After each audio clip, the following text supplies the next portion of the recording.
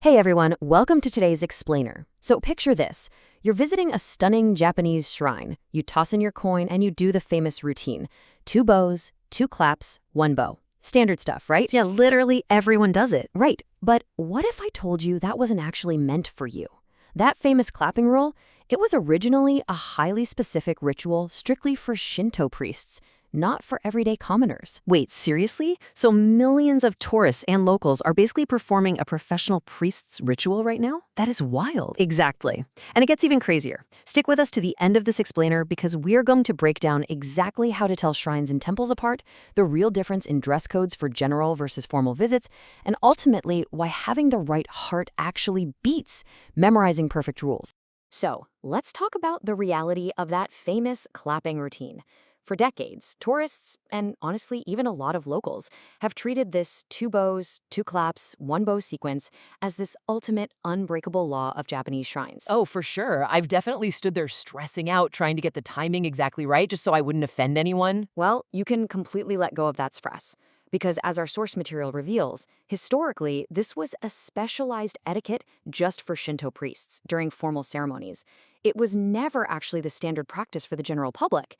It's kind of crazy how these things spread and suddenly become viewed as mandatory rules for everybody. So here is our roadmap for today. First, we'll unpack the shrine etiquette myth. Then we'll give you a super easy guide on shrines versus temples explained. After that, we'll dive into the new tourist reality. Follow it up with dress codes and manners. And finally, wrap up with why heart over perfect rules is the ultimate takeaway. Let's get right into it. Section 1. The Shrine Etiquette Myth. Okay, I'm genuinely so curious now. If the clapping wasn't the norm, what were people actually doing for hundreds of years before this? Well, historical sources point out that people born up to the early Showa era, so we're talking roughly the 1920s and 30s, were taught a completely different way to pray as kids. Wait, so they just pressed their hands together and bowed? No elaborate clapping at all? Exactly. Zero clapping for everyday folks. They simply put their hands together in a pose called gasho and gave a respectful bow. That was the whole thing. It's widely believed that the media actually popularized the 2 bows, 2 claps priest routine, broadcasting it on TV and radio until it eventually just became accepted as the general public standard. So the really crucial point here is that even today, there is absolutely no universally perfect standard. Oh, wow. So Izu no Taisha and Usa Jingu actually require 4 claps, and Yahiko Shrine is 2 bows, 4 claps, 1 bow? Yep. So if you go to Izumo Taisha, which is literally one of the most important shrines in all of Japan, and you do the standard 2 claps, you are technically doing it wrong for that specific location. It just goes to show that stressing over a single uniform rule is completely unnecessary. And just to blow your mind a little bit more, on May 14th, during the big annual festival at Izumo Taisha, do you know how many times they clap? Oh man, don't tell me. 8 claps? Yes, 8 massive claps. The rules are just so incredibly diverse depending on the region, the specific shrine, and even the literal day of the year. All right, moving on to Section 2, Shrines versus Temples Explained. Now, before you even worry about clapping, you actually need to know what kind of sacred ground you're standing on.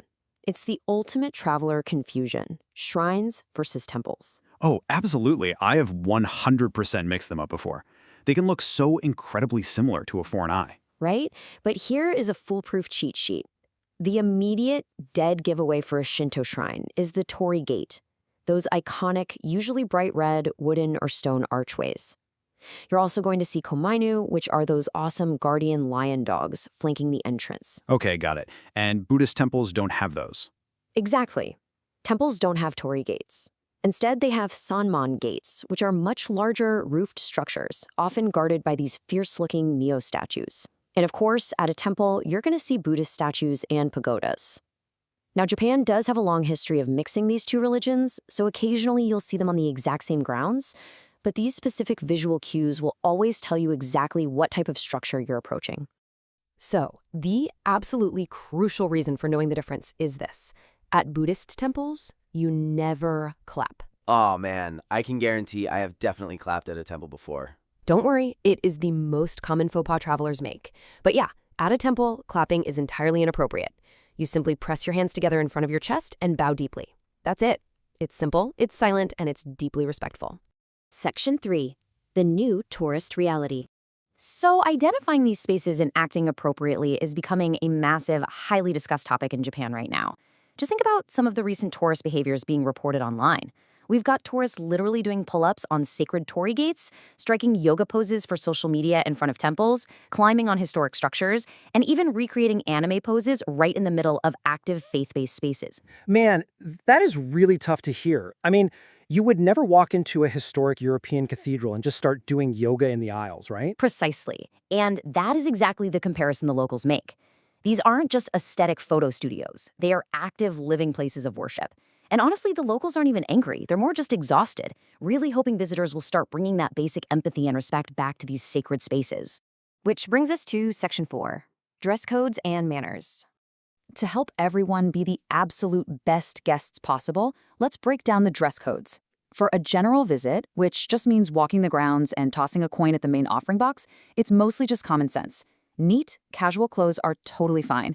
Just avoid obvious overexposure like beachwear, and always remember to take off your hats and sunglasses when passing through the gates or praying. Okay, that makes total sense. Pretty standard. But what about formal prayer? Right.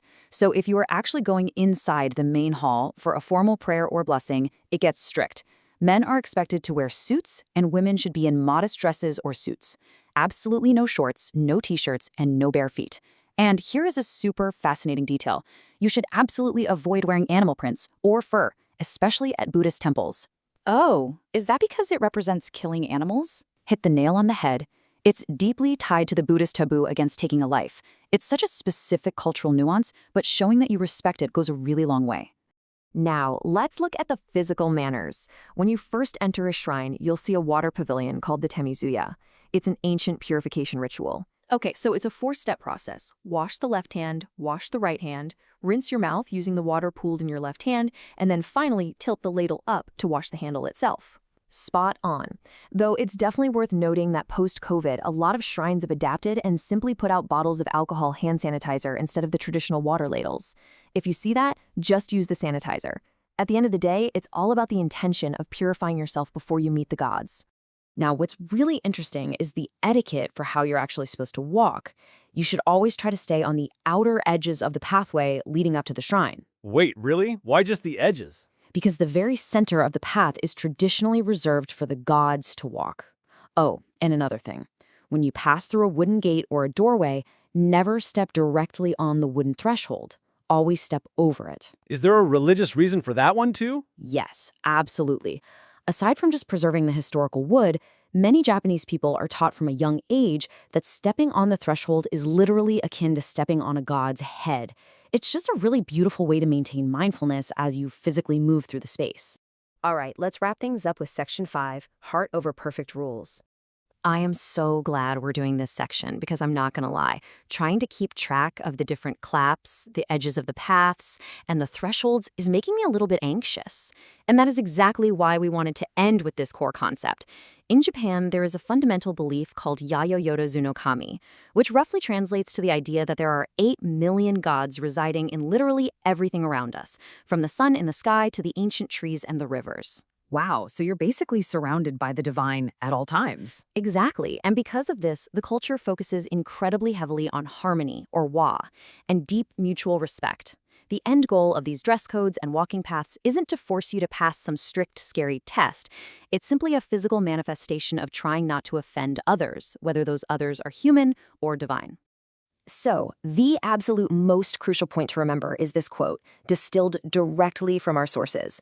The gods are generous. A respectful heart matters much more than executing flawless rules. Okay, that is incredibly relieving to hear.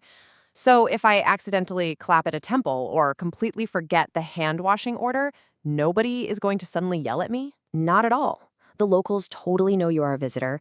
Honestly, Japanese people themselves don't even have a perfectly unified set of rules. What they truly deeply appreciate is simply seeing you try. Seeing you approach their sacred spaces with a sincere, open, and respectful heart is worth far more to them than a perfectly executed 4-clap routine.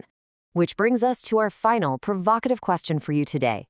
Knowing the surprising history behind these rituals and understanding the true core of Japanese harmony, Will you bring anxiety or an open heart to your next shrine visit? I know I'm definitely bringing an open heart. Learning the actual why behind all these rules makes the whole experience so much richer and honestly way less stressful. I completely agree. It turns out learning about etiquette isn't really about memorizing a list of restrictions. It's about deepening your genuine connection to the culture. Thank you all so much for joining us on this explainer. Keep exploring, stay curious, and we'll see you next time.